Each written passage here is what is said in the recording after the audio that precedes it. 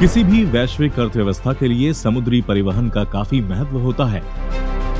दुनिया भर का लगभग 80% व्यापार इसी परिवहन पर आधारित है और भारत का तो 90% व्यापार समुद्री बंदरगाहों के माध्यम से किया जाता है।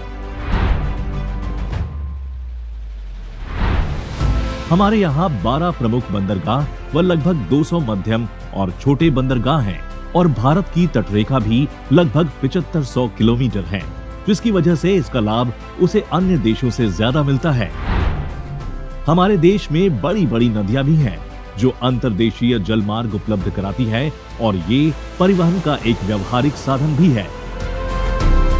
भारत सरकार की सागरमाला परियोजना के माध्यम से बंदरगाह के बुनियादी ढांचे और कनेक्टिविटी में सुधार के लिए भारत के बंदरगाहों का विस्तार करना और उन्हें उन्नत बनाना बहुत जरूरी है, क्योंकि Bharat make in India mission के जरिए दुनिया के सबसे बड़े विनिर्माण केंद्रों में से एक बनने पर जोर दे रहा है।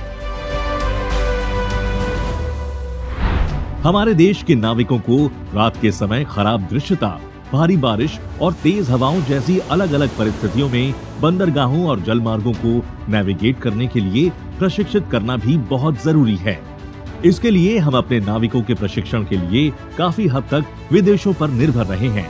ये व्यवहारिक रूप से एक कठिन और महंगा विकल्प है, लेकिन अब स्वदेशी रूप से विकसित प्रशिक्षण सुविधाओं के साथ ये परिदृश्य बदल रहा है। अलग अलग परिस्थितियों में 360 डिग्री प्रोजेक्शन सिमुलेटर के उपयोग से जहाजों के जटिल नेविगेशन के लिए आईआईटी मद्रास में स्थापित national technology centre for ports, waterways and coast नाविकों को प्रशिक्षित करने का काम कर रहा है। इस सिमुलेटर के पीछे मुख्य आइडिया ये है कि इसका स्वदेशीकरण और भारतीयकरण किया जाए, ताकि हम भारत में ही सभी तरह के प्रशिक्षण कार्यक्रम कर सकें और फिर इस तरह के प्रशिक्षण के लिए हमें विदेश जाने की जरूरत न रहे। इससे भी महत्वपूर्ण बात यह है कि इन सभी चीजों को हमने अपने सिमुलेशन से जोड़ने के विकल्प के साथ देश में ही विकसित किया है, ताकि इसका काफी हद तक स्वदेशीकरण हो सके। ये अन्य देशों के सिमुलेटर की तुलना में काफी अनूठा है। इस एपिसोड में हम अंतर्देशीय जहाजों और जहाजों के लिए विकसित की जाने वाली रात में नेविगेशन करने की स्वदेशी प्रणाली को भी देखेंगे। भारत में तकनीकी नवाचारों और क्षमता निर्माण का लाभ उठाने वाली ये दोनों पहल आत्मनिर्भर भारत के एक बड़े मिशन का हिस्सा है।